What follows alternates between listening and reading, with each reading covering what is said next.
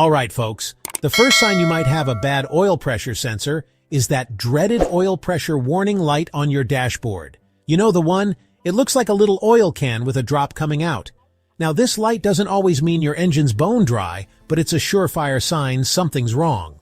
Could be a bad sensor sending false alarms, or it could be the real deal low oil pressure.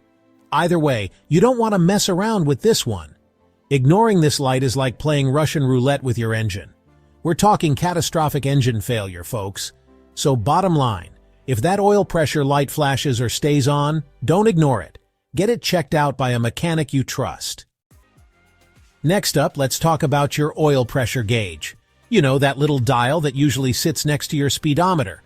Well, sometimes it's lying straight to your face. If your oil pressure sensor is on the fritz, it can send wacky signals to the gauge, making it bounce around. 1 minute, you're cruising with normal pressure, the next, it's plummeting.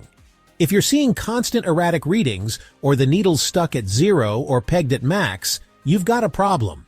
This could mean the sensor's sending out gibberish, or worse, your oil pump's going kaput. Get it diagnosed! Now let's talk about oil leaks, because nobody likes finding a puddle of oil under their car. A bad oil pressure sensor can be the culprit behind those sneaky leaks. That sensor is usually threaded right into your engine block or oil filter housing, and over time, the seals can wear out or crack. When that happens, oil can start seeping out, leaving you with those telltale drips and stains on your driveway. So if you see oil spots where you park, don't just assume it's sweating a little.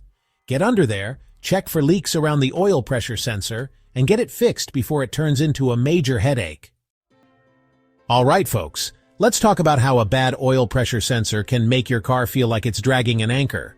Your engine needs proper oil pressure to run smoothly, and that sensor is responsible for telling the engine control unit, or ECU, how much pressure it's got.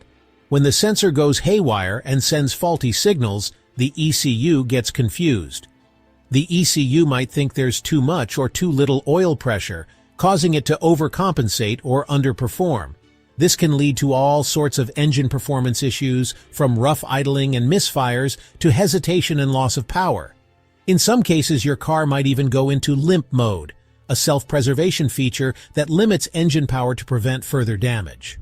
So if your car's feeling sluggish, down on power, or just not running right, don't rule out a faulty oil pressure sensor. It's a relatively inexpensive part that can cause a whole lot of trouble if left unchecked.